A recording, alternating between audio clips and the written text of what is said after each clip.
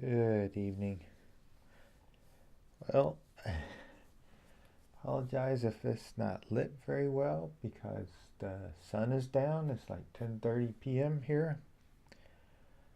Typically, I use the sun because it comes out really nice that way. So I'm not sure. I see a darkness right up in here. I'm not sure how to correct that other than pulling this down a little bit. Maybe that'll help. I'll do that. But I tried to go to sleep and just couldn't. I watched a truth and story video. She got me thinking. Then I watched something about sorcery and that got me thinking. Then I tried tennis and that was boring, but that didn't put me to sleep either. So what do you do when you can't fall asleep and you've got a pile of decks, tarot decks that you haven't shown but you want to? You grab one and you make a quick video. This is the Linestrider Tarot by Siolo Thompson.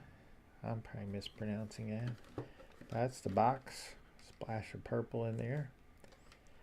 I think it's Llewellyn. It says something about dancing between two worlds to find the answers you seek. Hopefully the two worlds they're referring to is not Earth and New Earth, because I think I've heard enough about that. But here is the well, it comes with a really thick book, which obviously I read that far into. That's surprising. And then I gave up because this is way down at the bottom of the pile. I just grabbed something I thought would show up in this lighting. But it's a pretty thick book. Obviously it has little picture of the card. Let's see what year. 2016, so this isn't very old. I believe I saw somewhere that it's Rider-Waite-Smith based. So that's cool. And it does have a thing for, I guess, what artist people would call negative space, because there's a lot of white space, a lot of canvas, simple drawing, simple coloring. But, I mean, just to look at it, it looks nice. I don't like some of the images for the particular type of card, but that's just me. Here's the Fool card. Hopefully that's showing up. There's what the backs look like. That's what the back looks like reversed, if that matters. See, there's a lot of almost done, not quite, which is an interesting approach. But that's 3 rows of 7 major arcana.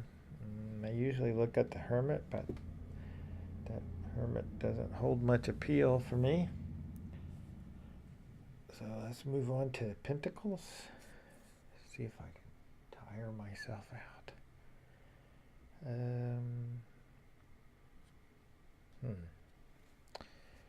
Interesting approach for Pentacles, I guess. I was going to say I don't even see a pentacle, but they're kind of in there. I just have to look. Let's see, what do we have next? We have the swords. Eesh. Well, I don't like that one. I don't, but I mean, you know, we're talking swords, so it's inevitable that that's what a sword is for, stabbing, but not an image that I would want to see or need to see. But that goes on a lot around here. There's a lot of deer hunting, bear hunting, fishing.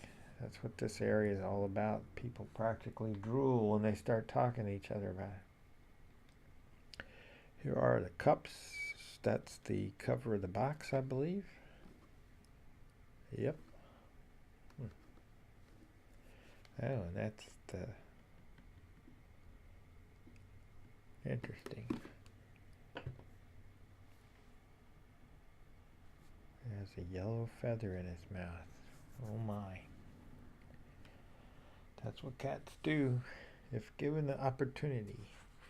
And lastly is the wands. I thought this was a bad scene. I guess it's not a happy scene, but those are what looks like petals from flowers, not what I thought they were. So that was hopefully a quick show of the Linestrider Tarot. I won't mispronounced the person's name again. So with that, hopefully I'll fall asleep or I'll just do another deck, see how this looks first. So with that, I will say peace.